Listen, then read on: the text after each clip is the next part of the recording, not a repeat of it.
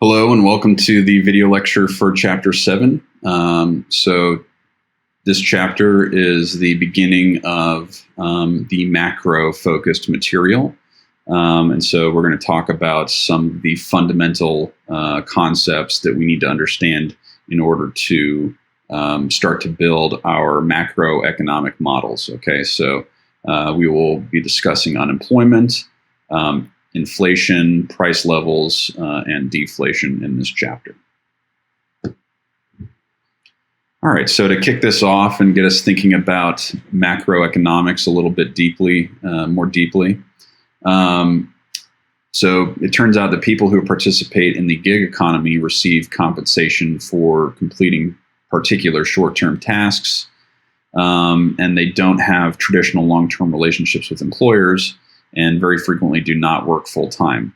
Now, this has been an expanding part of our economy is the gig economy. So this is things like Uber and Lyft and Uber Eats and DoorDash. These are all examples of the gig economy. And it has increased the difficulty of counting those who are self-employed and employed part-time. And so this is related to our measure of unemployment, and we'll see how this relates to that concept.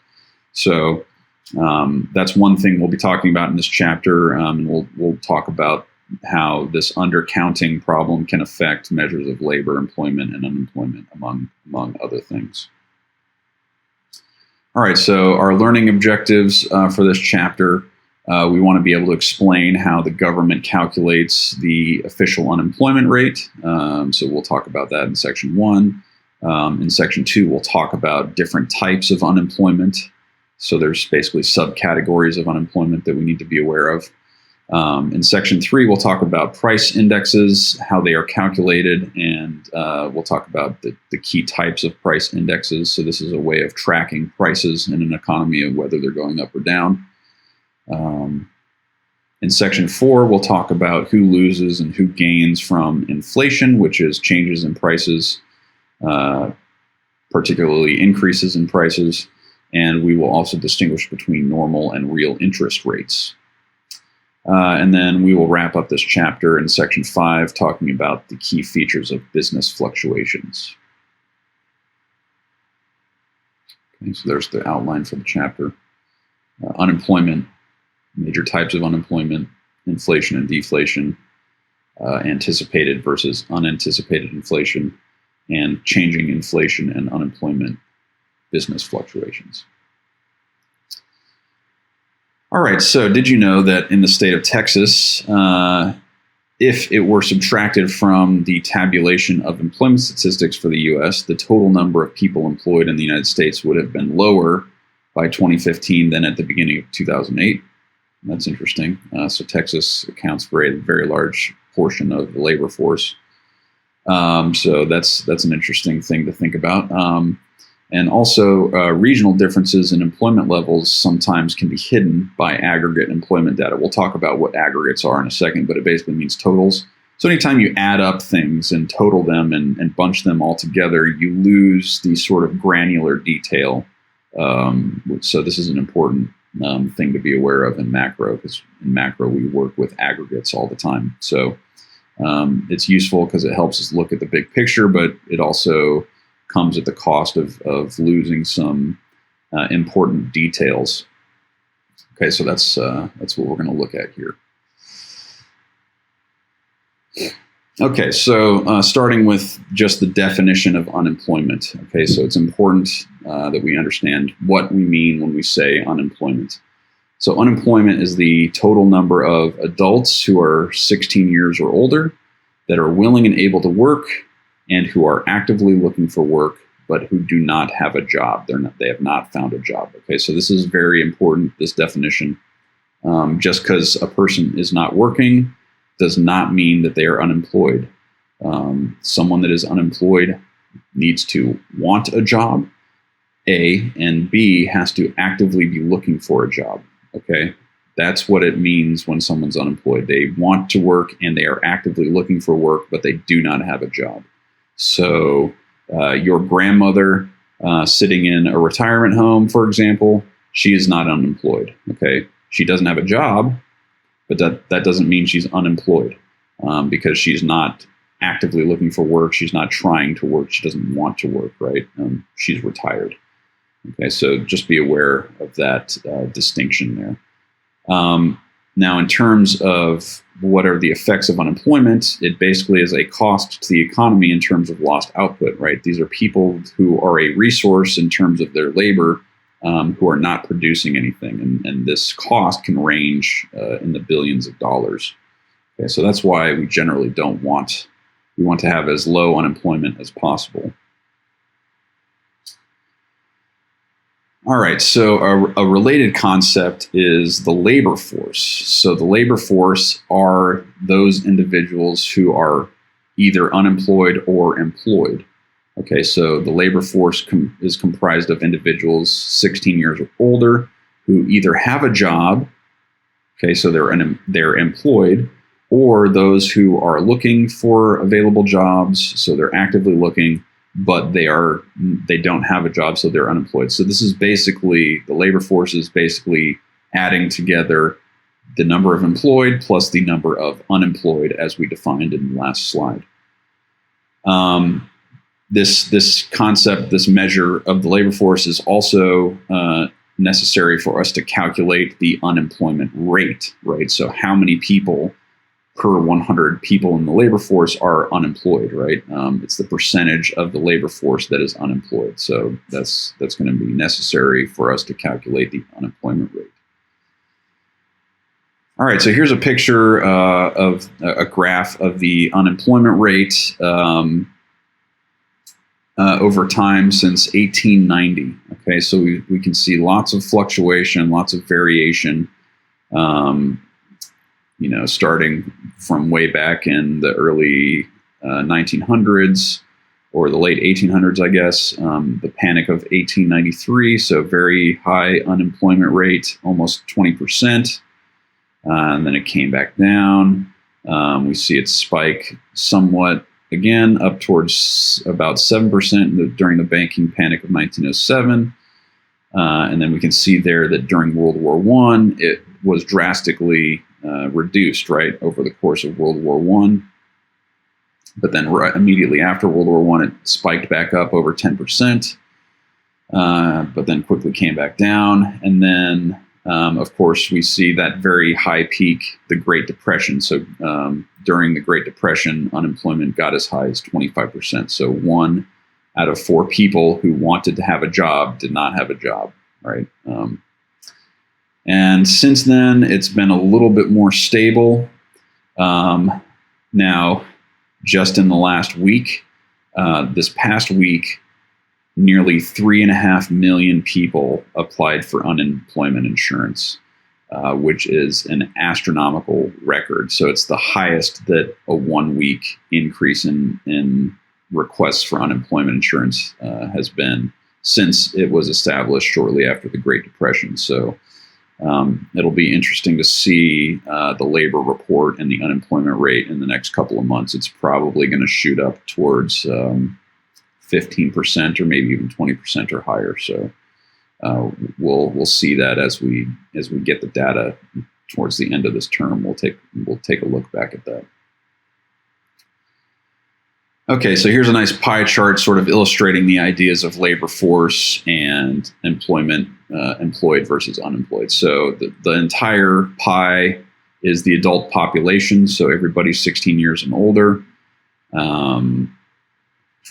There are, let's see, it doesn't say how many million people in the adult population, but just adding these together real quickly in my head, it's right around 260 million people. And so of those 260 million adults in the United States, almost 95 million are not in the labor force. So 95 million adults are not looking for work. They don't want to work. And so they are not part of the labor force. Meanwhile, almost 8 million people of the almost 160 million in the labor force, so the gray and the purple areas added together is the labor force, Almost 8 million of those are unemployed, and the remaining almost 151 million are employed. Okay. Now, some important concepts, not only for unemployment, but for many things in macro, are these concepts of stock versus flow. Okay, so here, stock does not mean ownership in a company. We're not talking about what is traded on the New York Stock Exchange. It's a different concept, but this is basically the quantity of something measured at a given point in time. So maybe the easiest example for you to understand is what a store has in stock, right? So that's exactly what that means, is what the store has in stock. It's a quantity at any given point in time, right? So that's the idea of a stock. And then related to that is a flow. So the flow is the change in stock. Okay, so if there's an inflow, the stock increases. If there's an outflow, the stock decreases. So this is some examples would be, okay, so a stock, let's think of this in terms of the money you have in your bank account, right? The amount of money you have in your bank account right now, that's the stock of money that you have, okay? If you deposited a check, that would be an inflow, right? That would increase the stock of money that you have in your bank account if you deposited a check or deposited some cash. If you withdrew some cash from an ATM, that would be an outflow, and that would reduce the stock of money in your bank account. Okay, so that's the nature of stock and flow. Okay. So the reason we need to understand this is because there are stocks and flows with regards to employment. Okay, so you can see the arrows here. Those represent flows, and then the circles represent stocks. So the number of unemployed, that's a stock measure. Okay, and when people acquire jobs, that is an inflow, and that increases the number of employed when more people acquire jobs. When people leave jobs, job departures, that's an outflow, okay, from the employed stock, and it increases the stock of unemployed. Okay, so you can see there's kind of a circular flow going on here. Anytime there are job acquisitions, it decreases the stock of unemployed and it increases the stock of employed. And anytime there are job departures, it will decrease the stock of employed and potentially increase the stock of unemployed.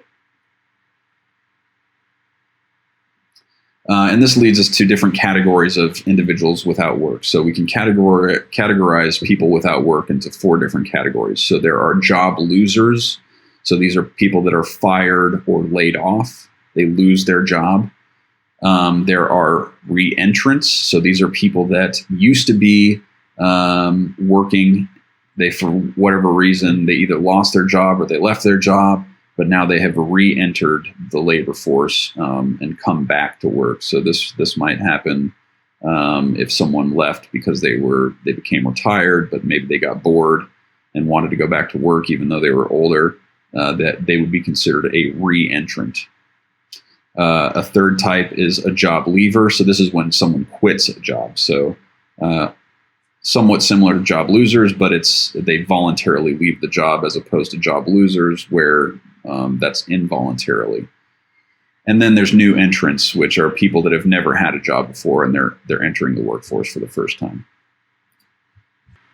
All right, so again, job losers, those who are involuntarily terminated, fired, or laid off. And this generally represents the majority, roughly 40 to 60% of the unemployed are job losers. Reentrants, again, those who have worked a full-time job before, but left the labor force for one reason or another, and then re-enter it looking for a job. This represents about 20 to 30%, or roughly a quarter of the unemployed. Job leavers, those that voluntarily quit. This is a much smaller percent of the labor force. About 10 to 15% of the unemployed are job leavers. And then same thing with new entrants. It's a relatively small portion of unemployed, but these are, again, individuals who have never worked a full-time job before, at least longer than 2 weeks, and they are for the first time joining the labor force and working full time for a period longer than 2 weeks. Again, 10 to 15% of unemployed. All right, so a real life example involving employment. There has been a shift towards more part-time employment in recent years. So the government has reported that the number of employed people, including those working full-time, which is considered to be 35 or more hours per week, and then those working part-time or less than 35 hours per week. Now, since 2007, right around the start of the Great Recession, the share or the percentage of employed people working part-time has increased 2%, or roughly 4 million people. So since 2007, about 4 million people have worked part-time. So there's been an increase in the number of people working part-time jobs since 2007. Okay, one important aspect of unemployment is its duration. Okay, so people can be unemployed for different amounts of time, and that's what we're talking about here. So more than a third of job seekers find work within 1 month, so a relatively short duration. Approximately another third find employment within 2 months, within the second month of looking for a job. So somewhat longer duration. About a sixth are still unemployed after half of a year, 6 months. So duration is something that's really important in terms of an economy's health. But unfortunately, it's not going to be apparent in the unemployment rate, right? The unemployment rate, unfortunately, does not tell us anything about duration. Duration was a huge problem shortly after the Great Recession. People were unemployed for a very long period of time, much longer than usual. So the average duration of unemployment has varied between 10 and 20 weeks since the mid-1960s. But this is an important aspect of unemployment that we need to think about. When times are really bad, durations tend to be longer, and when times are good, durations are shorter. All right, so another example, an increase in duration of unemployment. So this is exactly what I was just talking about with the Great Recession. The average duration of unemployment has increased from about 17 weeks in 2009 to more than 25 weeks today. So this is pretty long-term unemployment.